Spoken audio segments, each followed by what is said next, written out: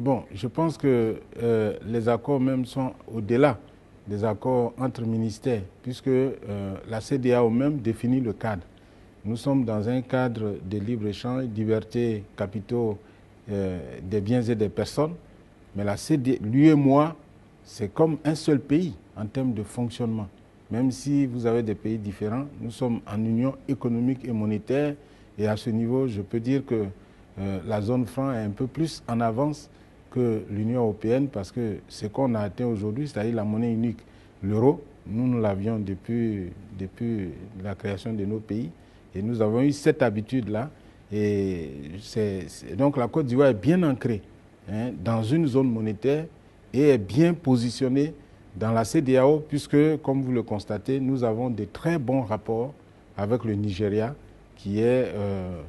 un des géants donc, de la CEDEAO. Les rapports entre nos deux chefs d'État, Goodluck Jonathan et le président Ouattara, sont tellement très bons que ça va, j'allais dire, booster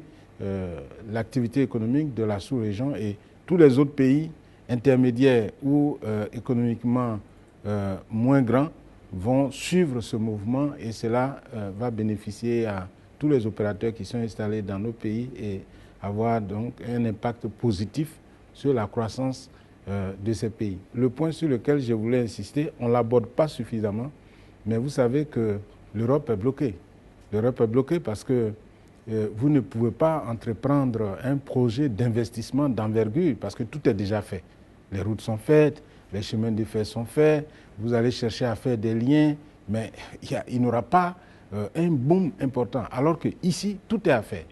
Si on veut faire un chemin de fer pour aller à Lagos, pour aller jusqu'à Dakar en passant par Ouagadougou ou aller au Niger, il y a tellement de choses à faire pour les grandes entreprises que nous pensons que les perspectives de croissance et de déblocage de l'Europe et des pays qui ont atteint un niveau de saturation en termes de réalisation se trouvent en Afrique.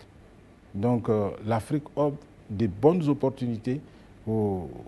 grandes entreprises, offre une grande opportunité aussi à l'Europe parce que si nous développons le chemin de fer, nous développons les routes, c'est autant d'activités qui sont créées pour les entreprises qui fabriquent les rails, qui travaillent dans le domaine du chemin de fer, ou bien des entreprises qui ont des marchés et qui travaillent ici. Donc je pense que cette tribune, je voudrais m'en saisir pour dire que l'Europe n'a pas à se préoccuper. Il y a un potentiel de croissance en Afrique pourvu qu'on l'exploite de façon maximale.